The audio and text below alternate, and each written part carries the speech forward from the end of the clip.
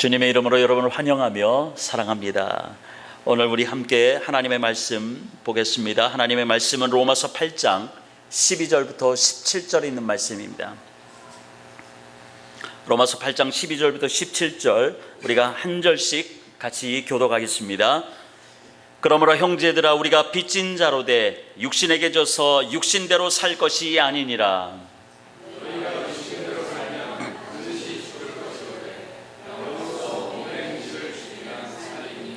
무릇 하나님의 영으로 인도함을 받는 사람은 곧 하나님의 아들이라.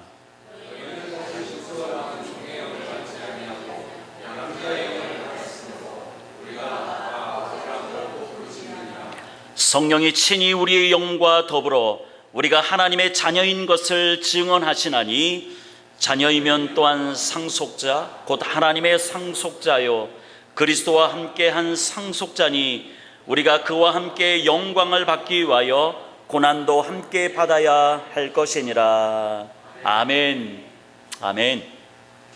저는 오늘 이 말씀을 가지고 하나님의 영으로 인도함을 받는 것이 행복입니다 라는 제목으로 함께 은혜의 말씀을 나누겠습니다.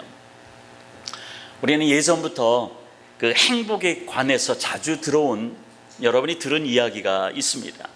그것은 바로 행복은 멀리 있지 않고 가까이 있다라고 하는 말이죠. 몇 해 전 한국에서 소확행이라는 용어가 트렌드처럼 주목받은 적이 있습니다. 이 소확행이라는 이 단어는 소소하지만 확실한 행복을 줄여서 한 말을 소확행이라고 합니다. 일본의 소설가인 하루키의 에세이에서 쓰인 말이 이 소확행인데요. 갓 구운 빵을 아침에 일어나서 이게 아주 코에서 그 구수하게 남는 그 갓 구운 빵을 찢어 먹을 때, 또한 우리가 유튜브를 통해서 어떤 감동적인 내용으로 편집된 영상을 보면서 눈물을 흘릴 때, 또한 제가 이번에 총회로 마이애미를 갔다 왔는데요. 제가 15년 전에 담임 목사로 마이애미에 간 적이 있거든요. 그 마이애미에 갈 때 같은 비행기, 같은 공항, 같은 시간에 도착해서 그 15년 만에 마이애미 가서 느끼는 그 감정, 그리고 마이애미에서 차량으로 이동하면서 아내와 함께 그 15년 전에 어떤 기억을 더듬으면서 기억나는 거리 이름들을 이야기하는 이러한 어떤 시간들, 어찌 보면 이런 지극히 평범한 감동일 것입니다. 그러나 일상의 순간순간들에서 느낄 수 있는 이 작은 행복과 같이 바쁜 생활 가운데 느끼는 즐거움, 바로 이것이 소확행이다라고 우리는 이야기할 수 있습니다. 우리가 일상에서 우리가 소소한 행복을 마음만 먹으면 얼마든지 우리는 발견할 수 있습니다. 그런데 우리가 잘 그것을 바쁘다는 어떤 핑계로 그 소소한 일상 가운데 느끼는 그런 작은 행복을 우리가 누리지 못할 때가 많다는 것이죠. 영국 속담에 이런 말이 있습니다. 행복은 사라진 후에야 빛을 낸다라고 하는 말이 있습니다. 지금 모든 것이 다 채워진 완벽한 행복만을 우리가 찾는다라면 결코 우리 마음은 언제든지 공허할 것입니다. 그냥 하루하루 살아가는 일상 속에서 우리는 작은 행복을 찾아내는 노력이 필요하고요, 찾아내는 것이 중요하다는 것을 깨닫습니다. 우리 인생에 있어서 최고의 행복을 우리는 모두가 다 꿈을 꿉니다. 어떻게 하면 최고의 행복을 누리며 살 것인가? 인생의 최고의 행복이 무엇인가에 대한 많은 질문들이 있습니다. 그리고 그 질문에 대한 다양한 해답들이 많은 사람들의 입을 통해서 이야기됩니다.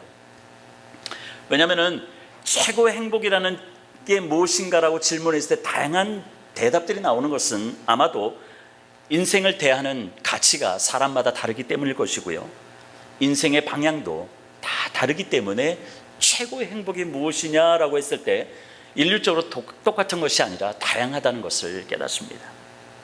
여러분에게 있어서 최고의 행복은 무엇입니까?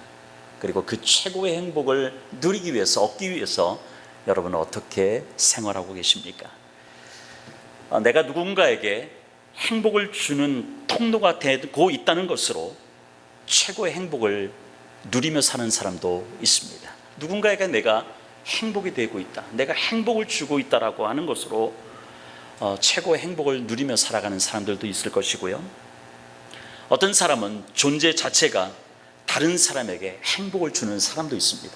어떤 사람을 만나기만 하면 나는 저 사람 때문에 나는 너무 행복해 라고 하는 느낌을 주는 그런 사람도 있다는 것이죠.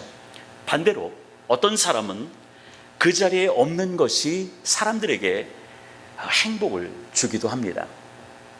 아일랜드의 시인 오스카 와일드는 이런 얘기를 합니다. 어떤 이들은 그들이 가는 곳마다 행복을 만들어내고요, 또한 어떤 이들은 그들이 떠날 때마다 행복을 만들어낸다라고 말합니다. 오래전 아내와 그 영화로도 본 그 빅토르 위고의 유명한 소설인 레미제라블의 다음과 같은 그 글귀가 있습니다. 인생의 최고 행복은 우리가 사랑받고 있다는 확신이다 라고 그 빅토르 위고는 자신의 소설에서 이렇게 기록했습니다. 나의 인생의 최고의 행복이 무엇이냐? 그것은 바로 누군가로부터 내가 사랑을 받고 있다는 것을 아는 것, 바로 이것이 행복이다라고 말합니다. 누군가 나의 모습, 나의 부족하고 연약한 모습 그대로 인정해 준다면, 또한 그것을 사랑해 주고 있다면 정말 최고의 행복을 느낄 것입니다. 또한 누군가 나를 위해서 기도해 주는 사람이 있다는 것을 알게 된다면 여러분 어떻습니까? 내가 정말로 힘들고 연약할 때 누군가 나를 위해서 지금도 기도하고 있지라고 한다면 아마 절망과 고통 가운데서도 행복을, 최고의 행복을 누릴 것입니다. 하나님이 또한 나를 자녀 삼아 주시고 그리스도 안에서 영원한 생명을 얻게 되었다는 것을 누군가 알려준다면 그것 또한 우리에게는 최고의 발견이고 최고의 행복일 것입니다. 나에게 이러한 엄청난 감동과 행복을 알게 해주는 누군가가 내 곁에 있다면, 또한 너는 행복한 사람이야 라고 너의 주변을 보지 말고, 너의 상황을 보지 말고, 너 자체가 하나님이 너를 사랑하기 때문에, 하나님이 너와 함께하기 때문에 너는 행복한 사람이야 라고 말해주는 누군가를 만나게 된다면 그것처럼 큰 행복은, 큰 축복은 없을지도 모릅니다. 그런 의미에서 성도에게 축복 중에 가장 축복은 내 안에 성령이 들어와서 머물고 계시다는 것, 그것이 바로 성도에게 있어서는 가장 축복 중에 축복일 것입니다. 우리가 찬양을 할 때 성령님이 인정합니다, 성령님은 환영합니다 라고 우리가 찬양을 하고, 나의 갈급한 심령을 고쳐달라고, 나의 병든 심령을, 병든 육신을 고쳐달라고 우리가 간절하게 찬양을 하는데요, 바로 이 성령님, 우리 안에 들어오셔서 임재하시는 이 성령님이 우리가 최고 행복이다라고 느끼는 이런 모든 것들을 알게 해준다라고 하는 차원에서 성령님이 내 안에 있다는 것은 바로 성도에 있어서는 가장 큰 축복이고 또한 즐거움일 것입니다. 요한복음 14장 16절에 이렇게 얘기합니다. 내가 이 아버지께 구하겠으니 그가 또 다른 보혜사를 너에게 주사 영원토록 너희와 함께 있게 하리니 라고 우리 주님께서 말씀하셨습니다. 우리 주님이 이 땅을 떠나면은 보혜사 성령을 우리에게 보내주신다라고 말씀하고 있는 것이죠. 이 보혜사라고 해석된 단어는 파라칼레토스입니다. 이 파라칼레토스라고 하는 단어의 의미는 내 곁에서 돕는 자, 그리고 나를 위해서 변호해 주는 자, 또한 나의 인생에 있어서 바른 길을 가도록 조언해 주는 자라고 하는 뜻이 파라칼레토스, 바로 이 보혜사라고 하는 단어의 의미입니다. 즉 예수님께서 보내실 보혜사 성령님은 우리와 함께 계시면서 항상 나를 도우시고요, 또한 내가 어려움 가운데 있을 때 나를 변호해 주시고 나의 인생 가운데 바른 길을 가도록 조언해 주시는 분이 바로 이 보혜사 성령님이다라고 하는 것을 우리에게 말씀하고 있습니다. 또한 이 보혜사 성령님은요, 우리로 하여금 이 땅에서 예수님께서 하신 모든 일들, 주님께서 하신 말씀들을 우리로 하여금 기억나게 도와주는 역할도 이 보혜사 성령님이 하신다라고 성경은 말씀하고 있습니다. 요한복음 14장 26절에 보니까 보혜사 곧 예 아버지께서 내 이름으로 보내실 성령, 그가 너희에게 모든 것을 가르치고 내가 너희에게 말한 모든 것을 생각나게 하리라 라고 말씀하고 있습니다. 우리는 지난주 로마서 8장 1절과 2절의 말씀을 통해서 그리스도 예수 안에서 그 성령님의 역사로 심판받아 형벌을 받지 않고 영원한 생명을 얻게 되었음을 우리는 깨달았습니다. 오늘 우리가 로마서 8장 12절부터 17절에 있는 이 말씀을 통해서 그 죄와 사망의 길에서 해방시켜 주신 이 성령님은 내 속에서 어떻게 역사하시는지, 우리가 성령님 환영하고 성령님 내 안에 임재해 달라고, 성령님 나의 가정 가운데 임재해 달라고 우리가 기도를 하잖아요. 그러면은 그 성령님께서 우리 속에서 어떻게 역사하는지를 함께 나눌 것이고요, 또한 내가 어떤 사실을 알게 하시는지를, 어떠한 사실을 우리에게 알려주시는지를 우리는 깨닫게 될 것이고요, 또한 내가 왜 최고로 행복한 자인지를 우리는 오늘 말씀을 통해서 발견하게 될 것입니다. 성령님께서 저와 여러분 속에 임하시면은 어떤 일이 벌어지게 될까요? 오늘 성경 12절과 13절은 우리에게 말씀하고 있습니다. 그러므로 형제들아, 우리가 빚진 자로 돼 육신에게 져서 육신대로 살 것이 아니니라. 너희가 육신대로 살면 반드시 죽을 것이로되 영으로서 몸의 행실을 죽이면 살리니라고 말씀하고 있습니다. 즉 성령님이 내 안에 들어오셔서 하는 일이 바로 오늘 본문 12절과 13절에 보니까 우리의 몸의 행실을 죽이는 것이다라고 말씀하고 있습니다. 우리가 지난주에도 말씀을 나눴듯이 내 안에 성령님이 오셔서 내 안에 임재하시기 전에는 어떻습니까? 우리는 죄와 사망의 법 아래에 있었다라고 기록하고 있습니다. 죄와 사망의 법이 내 안에 있기 때문에 내 내면에서 영적인 전쟁을 할 필요가 없어요. 왜냐하면 싸울 대상이 없기 때문인 것이죠. 싸울 대상이 없기 때문에 우리는 내면에서 내가 죄를 짓고 허물이 있어도 갈등할 게 없기 때문에 내면에서 영적인 전쟁이 일어나지 않는다라고 하는 것이죠. 그냥 죄가 이끄는 대로 이리저리 끌려다니는 노예처럼 살아도 내 안에 갈등이 없다는 것입니다. 그런데 우리가 예수님을 만났습니다. 누군가가 복음을 전해주셔서 우리는 예수님을 알게 됐고요, 예수님을 만났습니다. 예수님을 만나는 순간, 내가 예수님을 나의 구주, 나의 주님으로 고백하는 순간 성령님은 내 안에 바로 임재하시는 것입니다. 성령님이 내 안에 들어온 뒤에는 내 내면에는 매일매일 전쟁입니다. 왜냐하면 죄와 사망의 법에 내가 노예가 됐을 때는 싸울 대상이 없었는데요, 성령님이 내 안에 들어오시니까 그것이 잘못된 것이다라고 내 안에서 계속해서 성령님이 알려주시고 성령님이 가르쳐주기 때문에 우리는 부딪힐 수밖에, 내면의 전쟁이 일어날 수밖에 없다는 것을 우리는 깨닫습니다. 육신이 시키는 대로 살면 그것은 죽음이야, 너는 죽는 거야, 영원히 죽는 거야 라고 성령님이 우리에게 매일같이 말씀하시기 때문에 우리는 싸울 수밖에 없는 것입니다. 죄와 사망의 법에서 우리는 해방된 자로 살아갈 수밖에 없는 존재들이라고 하는 것을 우리는 깨닫습니다. 육신대로 살 것인지 또한 성령이 이끄시는 대로 살 것인지, 그것은 저와 여러분이 매일매일의 삶 가운데서 우리가 선택하고 믿음으로 나가야 될 것입니다. 그런데 성경은 우리에게 분명히 말씀하고 있죠. 육신대로 살면 반드시 죽는다라고 말씀하고 있습니다. 로마서 8장 6절에서도 육신의 생각은 사망이다라고 말씀하고 있습니다. 여기서 죽음이라고 하는 것은 우리가 육신이 이 땅을 떠나 연수가 차서 그냥 죽는, 이 땅을 떠나는 그 죽음을 얘기할 수도 있지만은 우리가 성경에서 얘기하는 죽음은 결국은 영원한 죽음을 이야기하는 것입니다. 하나님과 분리되는 것, 바로 이것을 성경에서는 죽음이다라고 말씀하고 있습니다. 그래서 성경은 성령의 힘으로 몸의 행실을 죽이라고 말씀하는 것입니다. 바로 이것이 우리 성도가 사는 길이요 생명과 평안이다라고 말씀하고 있습니다. 이 성령께서는 생명을 주는 영이기 때문에 우리에게 가져오는 그 영원한 죽음, 이 죽음을 가져오는 죄와 당연히 싸우게 되는 것입니다. 그렇기 때문에 여러분, 내 내면에 어떤 잘못을 범했을 때, 내가 죄를 범했을 때 내 안에서 양심과 더불어 계속 싸우는 것 때문에 우리는 괴로워할 수도 있을 것입니다. 그러나 그것을 기뻐하십시오.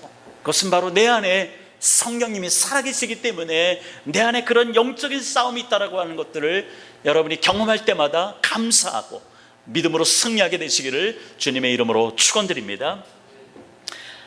이 영적인 싸움, 내 내면에서 매일매일 일어나는 이 영적인 싸움은 우리에게 유익이다라고 성경은 또한 우리에게 말씀하고 있습니다.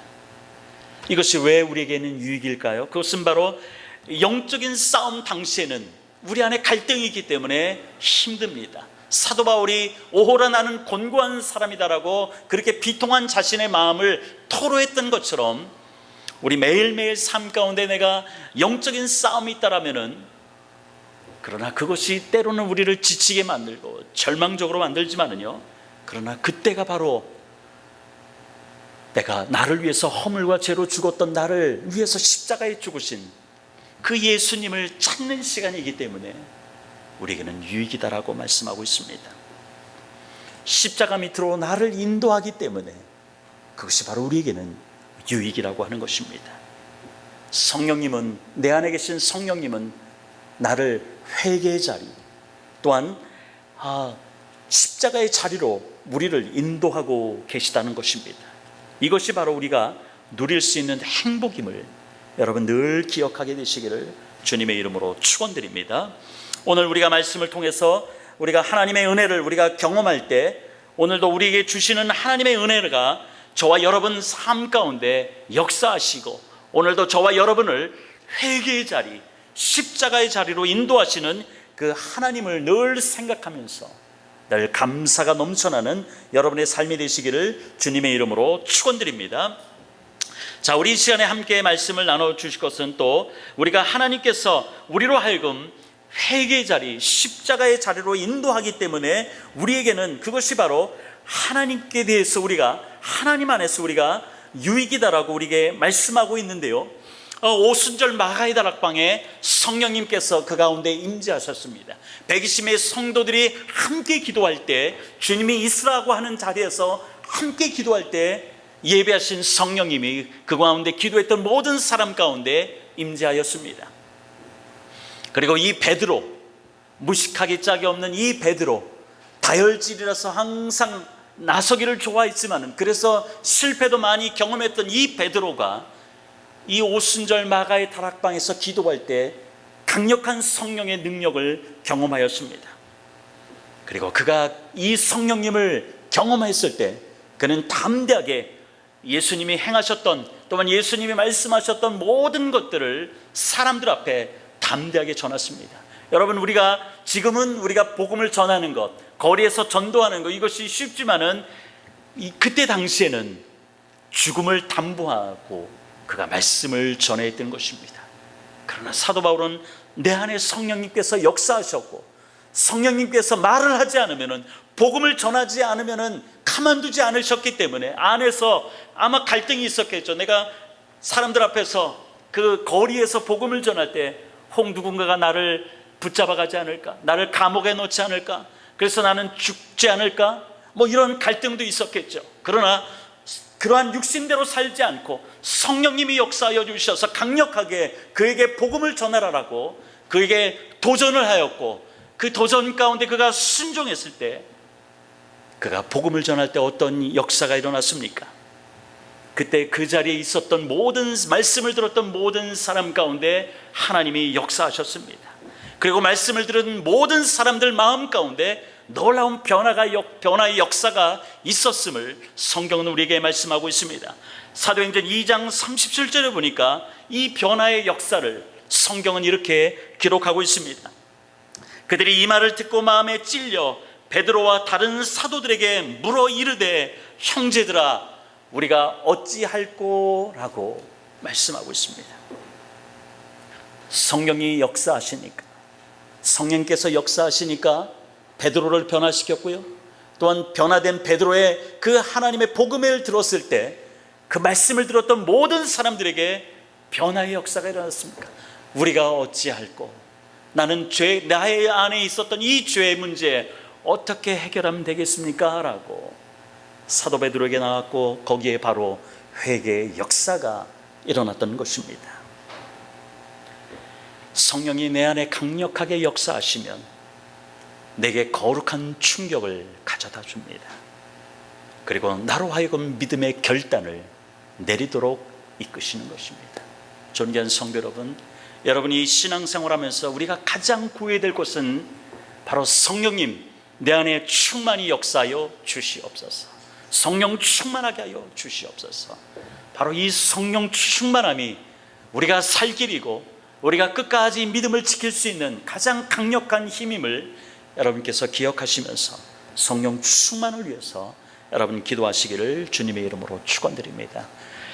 미국 플로리다에 코랄라치 장로교회가 있습니다. 저도 마이애미에서 목회할 때 그 코랄리지 장로교회를 렌트해서 빌리는 한인교회 행사가 있어서 제가 축도하러 간 적이 있었습니다. 이 코랄리지 장로교회를 담임했던 목사님은 이 전도폭발이라고 하는 세계적인 전도교제를 만들어서 귀하게 사용받았던 제임스 케네디 목사님이 심호하였던 교회입니다. 우리 교회 우리 또 박혜영 집사님도 이 전도폭발에 헌신해서 지금 리더자로 역할을 지금 감당하고 있는데요. 이 제임스 케네디 목사님이 이 개발한 이 전도폭발 교제가 전 세계 많은 기독교인들의 영향력을 줬고요. 지금도 역시 그 훈련을 통해서 전도의 어떤 역할들을 감당하는 것들을 우리가 보게 됩니다. 근데 이 제임스 케네디 목사님의 원래 직업은 댄스 교습소 강사였습니다. 그러니까 댄스를 가리키는 강사였던 것이죠. 교습소가 한참 번창하던 때에 갑자기 이 교습소에 어려움이 겪였습니다. 그 어려움을 겪는 과정 가운데 다양한 갈등과 고난이 있었겠죠. 그런데 하나님께서 이 제임스 케네디 목사님에게 찾아오셨습니다. 찾아오셔서 이리저리 이 하나님의 그 부르심에 피하고 다녔던 이 제임스 케네디 목사님에게 하나님께 매를 맞는 여러 가지 과정 가운데 결국은 헌신하여 신학교에 들어갔습니다. 그리고 이 목사님은 신학교에서 완전히 변화돼서 새 사람이 되었습니다. 그리고 그가 헌신하기 시작하여 결국 하나님 앞에 귀하게 쓰임받는 위대한 종으로 사용받았던 것들을 우리는 보게 될 것입니다. 보았습니다. 이 목사님은 이제는 천국에서 하나님과 함께 즐거움을 누리겠지요. 그러나 그가 떠난 이후에도 그가 만든 교제를 통해서 전 세계 많은 영혼들을 살리는 일에 귀하게 쓰임받는 것들을 우리가 보게 됩니다. 왜 하나님께서는 그의 교습소를 망하게 하셨을까요? 이유는 한 가지입니다. 하나님께서 이 케네디 목사님을 하나님의 도구로 사용하고 싶어서였습니다. 하나님은 생명을 살리는 좋은 길로 이끄시고자 작정하셨기 때문에 이 목사님을 이끄셨던 것입니다. 이처럼 하나님께서 케네디 목사님 가운데 역사하셨던 것처럼 우리의 삶 가운데서도 더 큰 것을 이루시려는 목적이 있을 때 하나님께서는 저와 여러분의 삶 가운데서 찾아오셔서 거룩한 충격을 주고요, 또한 결단을 내리도록 하나님께서는 이끄신다고 하는 것입니다. 이처럼 성령의 역사가 여러분 속에서 불길같이 역사하실 때 죄에 대한 아픔이 있게 하십니다. 그리고 내 안의 허물, 내 안의 연약함들을 보고 우리로 하여금 절망하게 만듭니다. 아프게 합니다. 그러나 그러한 모든 결정들을 통해서, 모든 결단들을 통해서 하나님께서는 저와 여러분의 삶 가운데 역사하시고요, 저와 여러분을 위대하게 사용할 줄로 믿습니다. 그렇기 때문에 여러분 안에 성령님이 찾아오실 때 염려하지 마시고요, 담대하게 그 성령님을 인정하고 받아들이고 하나님께서 나를 어떻게 사용하실까 기대하는 마음으로 그 성령님과 함께 교제할 때 하나님은 반드시 저와 여러분의 일생을 책임져 주시고 역사할 줄로 믿습니다. 성령님은 저와 여러분이 사망의 길이 아니라 생명의 길로 가도록 이끌어 주시는 것입니다. 시편 23편 4절에 여러분이 다 아시는 구절인데요, 우리 함께 읽겠습니다. 시편 23편 4절, 내가 사망의 음침한 골짜기로 다닐지라도 해를 두려워하지 않을 것은 주께서 나와 함께 하심이라. 주의 지팡이와 막대기가 나를 안위하시나이다. 아멘.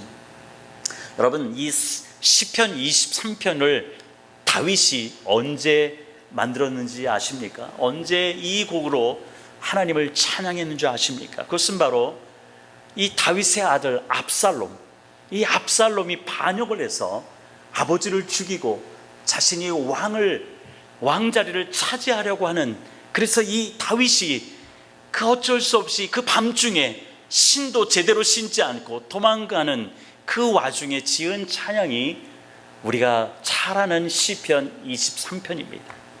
여러분, 내가 여호와 앞에서 아무 부족함이 없습니다. 주님은 나를 이끄십니다. 주님은 나를 해를 받지 않고 나를 지켜주십니다. 이 고백이 결코 쉽지 않은 고백일 것입니다.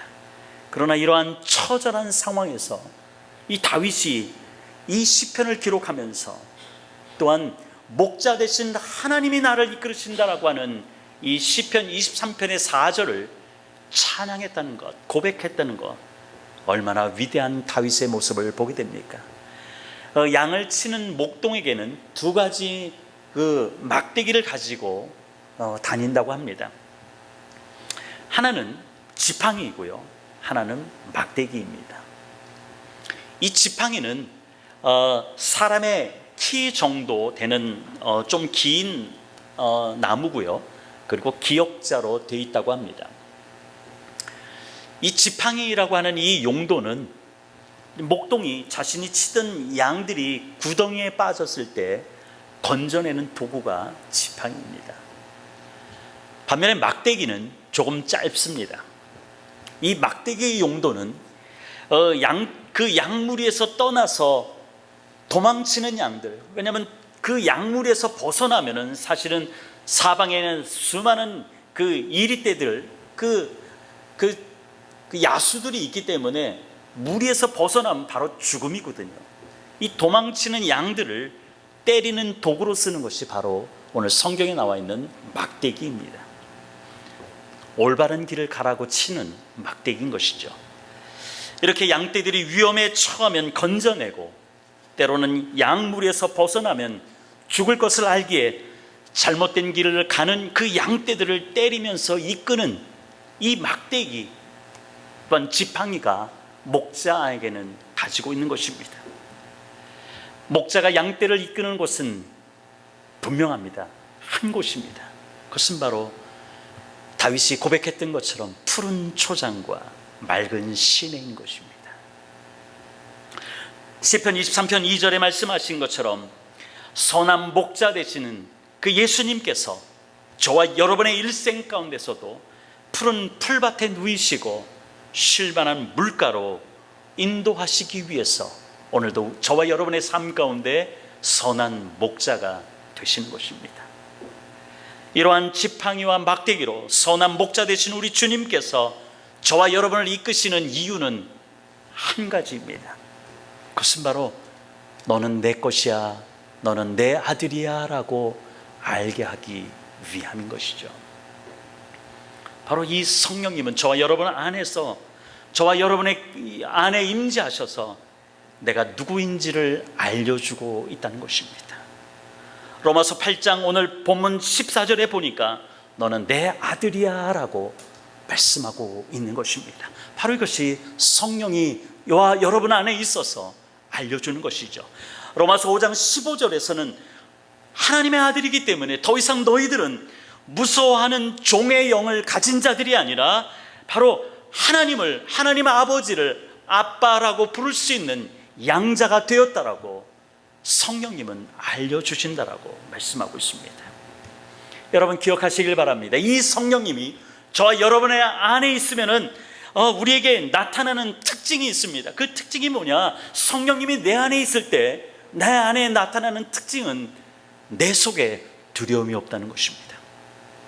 이것이 바로 성도가 가지는 특권인 것입니다. 성령의 사람에게는 결코 두려움이 머물러 있을 곳이 없다는 것입니다. 잠시 두려움이 들어올 수 있습니다. 우리가 인생을 살면서 여러 가지 어려움을 경험할 때 우리가 절망의 순간에 우리가 두려워할 수도 있습니다. 그러나 성령님이 내 안에 계시기 때문에 두려움이 계속해서 우리의 인생을 이끌지 못한다라고 하는 것을 우리에게 말씀하고 있는 것입니다. 디모데후서 1장 7절에 이렇게 얘기합니다. 하나님이 우리에게 주신 것은 두려워하는 마음이 아니요 오직 능력과 사랑과 절제하는 마음이다라고 말씀하고 있습니다. 여러분, 두려움은 감정의 문제가 아닙니다. 여러분 기억하시길 바랍니다. 두려움은 영적인 문제입니다. 두려움은 영적인 문제입니다. 두려워하는 마음, 이것은 영적인 문제이기 때문에 마귀가 우리에게 가져다 주는 마음이라는 것입니다. 우리가 믿음에서 떠날 때, 내 안에 하나님에 대한 신뢰가 사라질 때 우리 안에는 두려움이 생깁니다. 왜냐하면 마귀가 그 틈을 틈타서 우리 안에 들어오기 때문인 것이죠. 하나님을 떠난 인생, 그 인생은 방향을 잃었기 때문에, 내가 인생의 목적을 잃었기 때문에 그 안에 들어오는 마음은 두려움인 것입니다. 사랑하는 성도 여러분, 저와 여러분은 두려워하는 마음이 아니라 말씀대로 오직 능력과 사랑과 절제하는 마음, 이 마음이 충만하게 되시기를 주님의 이름으로 축원드립니다. 로마서 오늘 8장 16절에 성령은 우리가 하나님의 자녀라는 것을 친히 증거해 주신다라고 말씀합니다. 성령은 내 안에서 내가 하나님의 자녀이고 내가 하나님께 사랑받는 존재라고 하는 것들을 알려주고 있다는 것입니다. 제가 이 오늘 말씀을 전하면서 서두에 내가 누군가에게 사랑받는 자라는 것을 알게 해준다라면 그것이 최고의 행복이라고 말씀을 드렸습니다. 이 땅을 창조하시고 이 땅의 모든 역사들을 주관하시는 그 하나님이 나를 사랑한다는 것을 알게 해주신 그 누군가가 있다면 나는 최고의 행복을 누린다라고 이야기했죠. 바로 그 누군가는 성령님이다라고 오늘 우리는 말씀을 통해서 깨닫습니다. 그렇기 때문에 저와 여러분, 인생에 있어서 가장 우리는 축복을 원하죠. 그러나 축복 중에 가장 큰 축복이 무엇이냐? 그것은 바로 성령님이 내 안에 들어와 계시다는 것입니다. 아멘입니까? 여러분, 내 안에 성령님이 있다는 것을 가장 최고의 축복으로 여기고 주님 앞에 살 때 우리는 이 땅을 담대하게 살아갈 수 있음을 기억하시길 바랍니다. 그렇기 때문에 오늘도 우리는 그 하나님을 아빠라고 우리가 부를 수 있는 것이죠. 하나님 아버지라고 우리가 기도할 때는 좀 뭔가 하나님이 멀리 떨어져 있는 것 같지만, 아빠, 하나님 나한테 이런 문제가 있습니다 라고 기도할 때 얼마나 하나님이 저와 가까이 있는 것처럼 우리가 경험되어집니까? 오늘 마지막 절 17절에 보니까 내가 왜 최고의 행복을 누리며, 그래서 내가 왜 최고의 행복을 누리는 자가 될 것인가를 우리에게 알려줍니다. 자녀이면 또한 상속자, 곧 하나님의 상속자요 그리스도와 함께한 상속자니 우리가 그와 함께 영광을 받기 위하여 고난도 함께 받아야 할 것이니라. 하나님의 자녀로 그리스도와 함께 상속받을 수 있는 존재가 되었다는 것, 이것도 큰 축복이죠. 그런데 그리스도와 함께 하나님께 영광을 위하여 고난도 함께 받는 자가 되었다는 것, 이것은 더 큰 축복이라고, 더 큰 은혜라고 우리에게 말씀하고 있는 것입니다. 고난당할 때 우리가 얼마나 고통스럽습니까? 얼마나 힘이 듭니까? 그래서 우리 모두는 고난받는 것을 그닥 좋아하지는 않습니다. 그러나 성도에게 있어서 고난은 축복이라는 것을 여러분 기억하시길 바랍니다. 면류관 없이, 우리가 면류관을 받을 수 있는 것은 십자가 없이 되지 않는다는 것이죠. 십자가 없는 고난, 십자가 없는 신앙생활, 여기에는 면류관이 없다는 것입니다. 그래서 여러분이 천국에서 받게 될 그 상급을 받기 위해서 성도로 이 땅에서 고난당하는 것, 고난받는 것, 그것은 나를 위한 축복이다라고 하는 것들을 여러분 기억하시면서 여러분이 고난을 함께 누리는 성도가 되시기를 주님의 이름으로 축원드립니다. 우리가 가족은 함께 고난을 당하고 함께 아파할 때 같은 마음이 같기 때문에 우리가 가족이라고 여기잖아요. 그것처럼 교회가 어려울 때 함께 고난을 받고 교회를 위해서 기도하는 것, 바로 이것이 교인이다라고 하는 것을 기억하시고, 바로 그리스도의 영광은 그리스도의 고난 가운데 있다라고 하는 것을 오늘도 깨달으시고 하나님의 말씀 안에서 늘 순종하기를 주님의 이름으로 축원드립니다. 이제 말씀을 마무리합니다. 전에 사역했던 대학교에서 함께 교수로 섬겼던 후안 카를로스 목사님이 있습니다. 이 목사님은 제자입니까? 라고 하는 한국에서도 아주 베스트셀러 책 중에 하나인데요, 그 저자인 후안 카를로 목사님이 성령의 인격적인 인도하심에 대해서 이런 말을 했습니다. 파워포인트에 보듯이요, 성령 안에서 살고 성령 안에서 걷는다는 것은 당신 속에 그리스도께서 계시다는 사실을 끊임없이 의식하는 것이다 라고 이야기합니다. 우리 안에 성령께서 역사하시고 성령께서 내 안에 있다라고 하는 것들, 우리가 순간순간 우리가 끊임없이 우리가 의식하고 그 성령님과 함께 살 때 우리는 성령님과 동행하는 자이고 이 땅 가운데 하나님의 능력을 보이는 자들임을 여러분 깨달으시기를 주님의 이름으로 축원드립니다. 이제 하나님께서 오늘 우리 가운데 성령을 보내주셨습니다. 그리고 우리가 영적으로 성숙하기를 우리 주님은 바라고 계시는 것이죠. 영적으로 성숙된다는 것은 무엇일까요? 그것은 바로 성도로서 내가 일상에 살면 살수록 더 하나님의 손에 나를 맡기는 것이 영적으로 성숙하는 것이고요, 그리고 내가 살면 살수록 하나님의 역사를 많이 보는 것, 바로 이것이 영적으로 성숙한 것임을 여러분 깨달으시고, 오늘도 나의 삶을, 이 한 주간도 나의 삶을 인도하시는 성령님을 가장 큰 행복으로 여기고 이 한 주간도 승리하게 되시기를 주님의 이름으로 축원드립니다. 우리 다 함께 기도하겠습니다.